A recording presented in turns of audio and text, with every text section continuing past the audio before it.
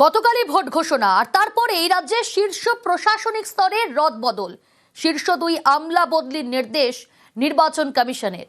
নন্দিনীকে সরিয়ে রাজ্যের নতুন মুখ্য সচিব দুষ্মন্ত নারিওয়ালা, রাজ্যের নতুন স্বরাষ্ট্র সচিব সংঘমিত্রা ঘোষ। সোমরাজ রয়েছে আমার সঙ্গে। সোমরাজ, এ তো নজিরবিহীন, মুখ্য সচিবকে বদল করা হলো এবং একই সঙ্গে স্বরাষ্ট্র সচিব। দেখো, একদমই নজিরবিহীন। তার কারণ সাম্প্রতিক সময়ে রাজ্যে বিধানসভা ভোট বলো বা লোকসভা ভোট বলো, রাজ্যের দুই শীর্ষ প্রশাসনিক পদে রদবদল এ রাজ্য দেখেনি। যাকেই কার্যত প্রশাসনিক মহল নজিরবিহীন বলেই দাবি করছে। রাজ্যের মুখ্য সচিব এবং রাজ্যের স্বরাষ্ট্র সচিব এই দুই পদেই রদবদল করল নির্বাচন কমিশন। ভোট ঘোষণার কয়েক ঘন্টার মধ্যেই এই রদবদলের নির্দেশিকা জাতীয় নির্বাচন কমিশন জারি করেছে, যেখানে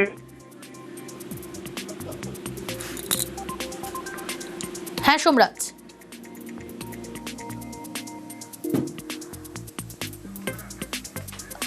ভোট ঘোষণার পরেই রাজ্যের শীর্ষ প্রশাসনিক স্তরের রদবদল। শীর্ষ দুই আমলা বদলির নির্দেশ নির্বাচন কমিশনের।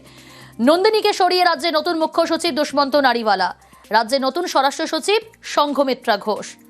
আজ দুপুর 3টের মধ্যেই দায়িত্ব গ্রহণের নির্দেশ। দায়িত্ব গ্রহণের পর কমপ্লায়েন্স রিপোর্টের নির্দেশ, পরে বিকেলে কমিশনের কর্তাদের সঙ্গে বৈঠক দুই শীর্ষ আমলার। গতকালই বিধানসভা নির্বাচনের দিন ঘোষণা কমিশনের, আর ভোট ঘোষণার কয়েক ঘন্টার মধ্যেই দুই শীর্ষ আমলা বদল। কার্যত বেনজিরভাবে মুখ্য সচিব বদল। ভোটের বাংলায় তুঙ্গে তরচা।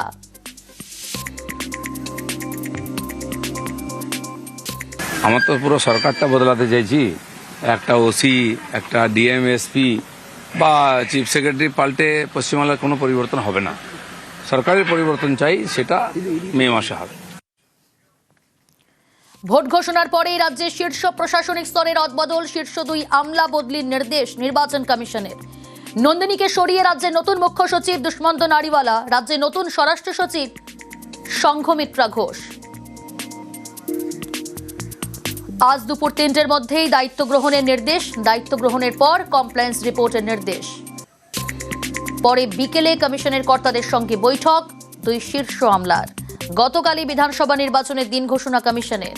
ভোট ঘোষণার কয়েক ঘন্টার মধ্যেই দুই শীর্ষ আমলা বদল। আদর্শ আচরণবিধিতে বিশেষ ক্ষমতা বলে আমলা বদল কমিশনের। স্বরাষ্ট্র সচিব বদলের নজির থাকলেও মুখ্য সচিব বদল বিরল, নজিরবিহীন। মুখ্য সচিবের পদ থেকে সরানো হলো নন্দিনী চক্রবর্তীকে। রাজ্যের স্বরাষ্ট্র সচিবের পদ থেকে সরানো হলো জগদীশ প্রসাদ মিনাকেও। কার্যত বেনজিরভাবে মুখ্য সচিব বদল। ভোটের বাংলায় তুঙ্গে তরচা। এই মুহূর্তে টেলিফোন লাইনে যোগাযোগ করতে পেরেছি তৃণমূল নেতা জয়প্রকাশ মজুমদারের সঙ্গে। জয়প্রকাশ বাবু, নিউজ 18 বাংলায় আপনাকে স্বাগত জানাই। প্রিয়াঙ্কা কথা বলছি স্টুডিও থেকে। দিলীপ ঘোষ বলছেন এই ছোটখাটো বদলে কিছু হবে না, আমরা পুরোপুরি বদল চাই, যা হবে মে মাসে। কি বলবেন? শুনুন, দিলীপ ঘোষ কি চান সেটা বিজেপির মধ্যেও সেটা ঠাঁই পায় না, তার গুরুত্ব নেই।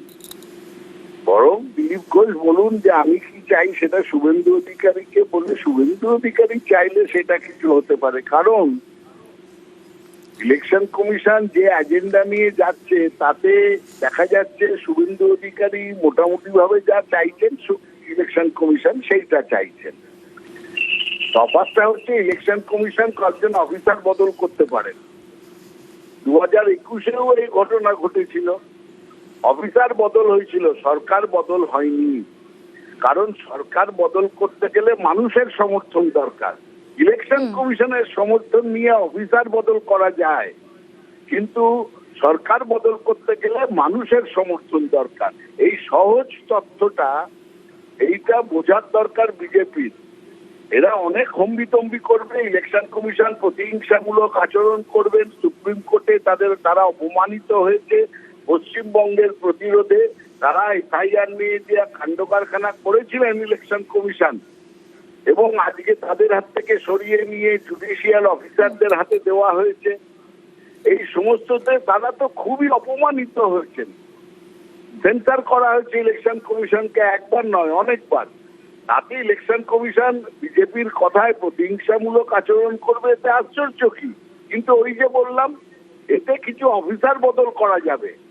সরকার বদলের প্রশ্নই নেই, কারণ সরকার বদল করতে গেলে মানুষের সমর্থন দরকার, আর সেই মানুষের সমর্থনই বিজেপির সঙ্গে নেই। ধন্যবাদ।